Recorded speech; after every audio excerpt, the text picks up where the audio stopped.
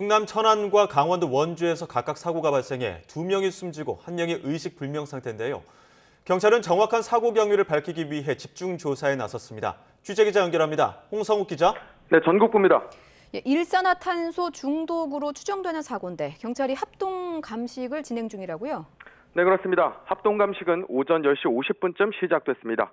경찰과 한국가스안전공사, 고용노동부가 함께 감식을 벌이고 있는데요. 사고가 발생한 차량은 45인승 버스입니다. 여기에 안철수 후보의 선거 유세를 위한 대형 LED 스크린이 설치돼 있었습니다. 또 스크린을 작동시키기 위한 자가발전 장치를 차량 내부에 설치했는데요. 경찰은 발전 장치 가동 과정에서 발생한 일산화탄소가 버스 내부에 퍼졌고 버스 안에 있던 유세 차량 기사 50대 남성 A씨와 국민의당 논산, 계룡, 금산 지역 선대위원장 B씨가 사고를 당한 것으로 보고 있습니다. 경찰은 일단 버스 짐칸에 있는 발전기에서 일산화탄소가 내부로 유입된 것이 맞는지 연막 발생기를 이용해서 실험하고 있습니다. 이어 실제 발전기를 가동해서 실내 일산화탄소 농도도 측정할 계획인데요. 사고 당시 추위를 막기 위해 차량부는 모두 닫혀 있었던 것으로 알려졌습니다. 특히 이른바 랩핑이라고 하죠. 버스 외관이 특수필름으로 대부분 덮여 있어 일반 버스보다 더 밀폐된 상태였던 것으로 확인됐습니다.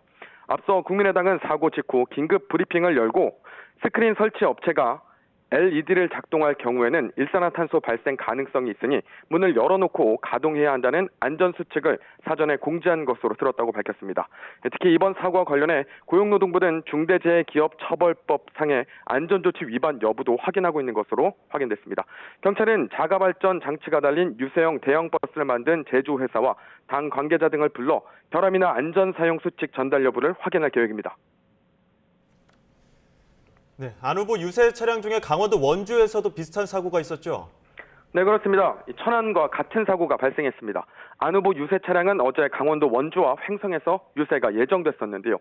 천안 사고 직전인 어제 오후 4시 40분쯤 강원도 원주시 평원동의 한 주유소 앞 도로에서 똑같은 사고가 나 60대 운전기사가 의식을 잃은 채 발견됐습니다.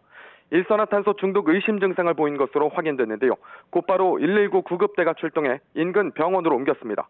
해당 남성은 현재까지 의식이 없는 상태로 고압 산소 치료를 받는 것으로 확인됐습니다.